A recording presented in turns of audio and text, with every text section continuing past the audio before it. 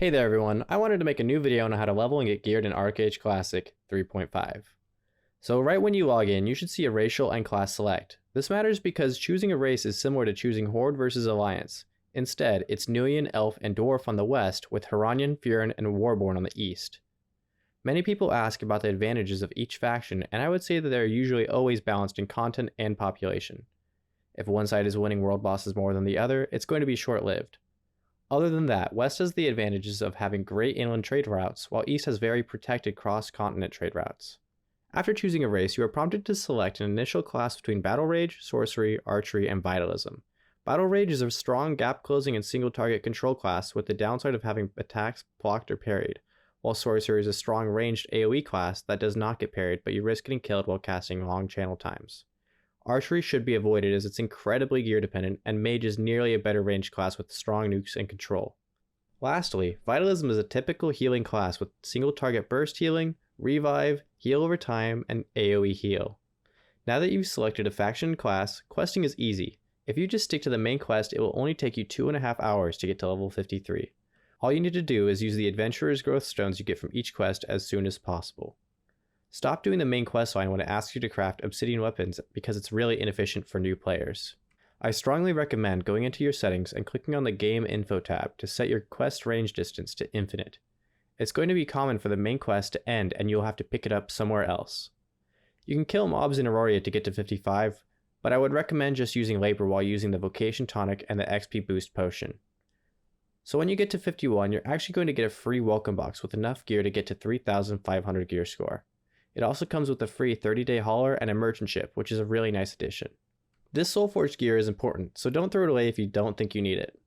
Next, let's talk about getting gold. One of the best ways to get gold will be crate farming for Jester's Crates in lower level zones, like Carcassi Ridgelands and Hasla. In 1 hour, fully buffed and with the new custom loot buff Glittering Charcoal Milk, I got about 700 gold worth of profit. This loot rate buff was also buffed by only farming in war. You can do this by opening only the crates, salvaging only the mysterious accessories, and selling the mysterious garden powder, Starlight Archaeum Dust, and the metallic Auroran crate on the auction house. While not as great as crate farming, trade pack runs are usually a safe, chill way to get gold. Typically, you bring a pack from a specialty workbench and bring it as far away as possible to get the best profit. Some of the most notable runs will be from Gwendid Forest to Two Crowns on the west, and Falcorth to Solace on the east. However, the big profit will involve some danger. On the east, you should be running trade packs from places like Salisbury or Dewstone and turning in at Villanelle, using that merchant in the Soulforged box, and on the west, you should be running what is known as Double Peace. Making a pack from someone's house, known as a tradesman manor, in Animar, bringing it through Hellswamp and Halcyona when they're at peace, then up to Gwendid Forest. Fishing is also a great way to make money, but it does require labor investment. Typically, you start fishing by buying bait and a cheap rod to fish in an area overnight, and collecting the fish that can be turned into Dawn Lake Essence. After about 60,000 proficiency, you're going to be able to buy a good sports rod and get some lures and go out into the open sea. After chumming an area full of seagulls, you complete a minigame and you get a trade pack of a fish that you can turn in at a fish stand. For new player gearing, there is some great new options that really speed up your progress. First, let's talk about the Hasla Weapons. I personally don't like this method as I did it myself, but it's very simple and can be done while you farm Jester's Crates. You need to buy an emerald, exchange it at the quest giver in Hasla's Temi Ruins area, and get yourself an infused emerald as a reward. This lets you craft only one Hasla Emerald Weapon. If you don't like your Hasla weapon, you can exchange it by destroying it to get the infused emerald back, but it won't keep any of your progress. To level it up, you just need to synthesize or sacrifice Hasla weapons into it. I currently recommend using 28 tier 1 weapons. This will result in a divine Hasla weapon as its highest grade, equivalent to a celestial Ionad. While this is good, I think it's not as efficient as the second method, Aria Autograph gear. For the armor, you should be doing this regardless if you're doing Hasla weapon or not, so always be looking for a group. I have a video on how to do this with only one other person if you both have low gear, and the Soulforged gear is definitely enough to pull it off. The goal is to collect as many Sun Strength Stones, armor pieces, and weapons as possible. Focus on regrading them to divine quality. It's a low risk gamble with higher success rates and lower costs. Once you've regraded an armor piece to divine or a weapon to epic, you can upgrade it using the Aria Autograph. To do this, press O to open the folio, search for your item, and find its crafting recipe. Make sure you're selecting the version that matches your current item's grade. To upgrade the item, you're going to need Abyssal Shards, which you can get from disintegrating Abyssal Crystals bought from the auction house at an Archeage workbench. For the rest of the materials, you can also just buy it from the auction house, including the Sun Strength Stones. This new item will be a selection box similar to the Soulforged weapon selection. The best part is it doesn't matter what weapon or armor was the original source. A leather belt can be a cloth chest, or a scepter can be a bow, as long as it's in the Mist Song gear. I managed to get an epic weapon and 3 divine armors in about 22 hours of playing, and upgraded them shortly after buying Sunstick Stones. Gear progression is now a lot simpler because of this Aria gear being equivalent to Obsidian Tier 5. I'll have links in the description to the awesome fan website Daru Gear that will outline your best course of action in my opinion. All classes require a cloak acquired from a guild for 150 prestige, the guild contribution currency. You can quickly achieve this 150 by doing a few dailies, killing a world boss in an event, destroying a bunker in Diamond Shores, and running Archeage trade packs from Diamond Shores housing to your faction base, walls, and then the bridge. Do all of these Archeage pack quests at the housing zone. To get into the nitty-gritty of gearing, I'll start with melee. Melee should work to move out of their soul-forged armor and Hasla weapon into the Talisman leather set and the Mist Song Odachi.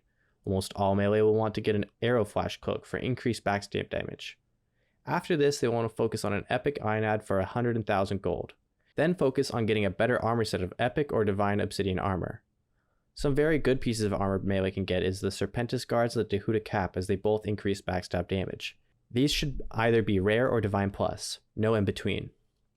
Mages should be pivoting from their Soulforged armor into the Mist Song Tempting Melody set. Their weapon depends on playstyle. If you want to be a tank, you will go for the Hasla Scepter and get a good Mist Song shield from the selection box. Or you can get a good Mist Song staff, as there is no Mist Song scepter.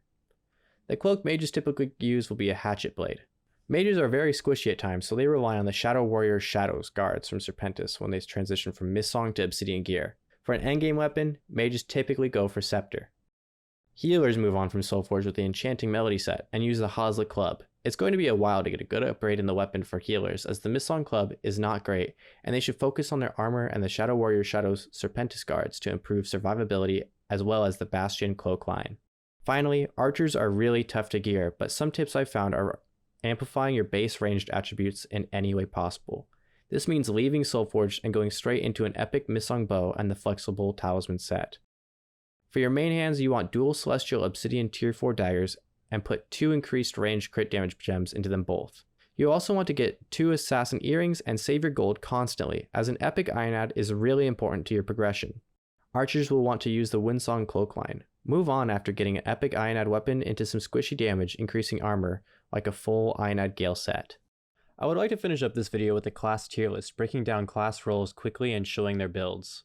I'd like to preface this by saying if you choose any of the 4 main skill sets, Oromancy, and one of the remaining skill sets, you will look like you know what you're doing. To start off with melees, I will talk about Dark Runner, as it's just the strongest melee. DRs reduce the punishment of having to go into close range by using a lot of mobility and CC breaks. S tier. Blood Reavers are going to be B tier, as they contribute to raids when they are tankier and can sit in the raid and control the enemy, but do miss out on DPS. Abolishers will be A tier, as they're not a meta choice, but they can contribute in their own way. With Imprison and during ocean combat, they can Tiger Strike onto boats and fortress enemies into the water. Herald is going to be B tier, as its demand in Songcraft for the Zeal passive reduces your investment into Battle Rage, which is a really good tree, but they can gamble on big damage. Shadowblade is a nice 1 vs 1 or arena and ganking class, but I would not consider it anywhere else, as its setup with its sleep and fear can be broken by damage from allies, so it's going to be B tier. Mages next are really strong in both raid and 1 vs 1 scenarios. Spellsinger is a long-range, high-cast damage mage focused on glass cannon abilities, S tier. Spell Song is Spellsinger's mobile counterpart, which enables it to teleport in and sleep the enemy in an AoE, so it's A tier. Revenant is a frontline control mage focused on blowing up the area around them, S tier. Skull Knight sacrifices Revenant's damage to focus on tank potential. Surviving way longer means putting out more annoying control on the enemy, also S tier. For A tier, there would be the Enigmatist, the most hit and run class in the game, with Teleport Reset being a key passive. Finally, there would be Daggerspell, which is OP in Arena, truly the Arena Stomper. It would be the S tier plus in Arena, but this is a general raid overview, so this will be A tier as its single target is completely forgotten. Nearly all healers are S tier, so I'm going to say just the main 3, which is Cleric, which is an AoE general buffer and healer, Hierophant, which is a self-sustain, protection, and control healer, and then Soothsayer, which is a purely ocean combat, revive, stealth, disengage from combat, come back in, and revive again. They're never in combat. They're a great class. Finally, the archer tier rankings all rely on a high amount of gear, so at that point, Ebonsong can do so much damage in a short amount of time it begins to rival mage meteor damage, so it's S tier. Primeval remains high mobility and can stay just out of enemy reach of enemy melee and mages, so they're A tier. Stone Arrow is fine in a 1 versus 1 environment, but it's only slightly annoying in raid scenarios, so it's B tier. Anything else not on this list is C tier, and anything with combined skill sets besides melee and vitalism will be F. I hope this was helpful. I don't really respond on YouTube much anymore, so if you have questions, feel free to ask in the new player help channel on Archeage Classics Discord or DM me at iPooTheIPod.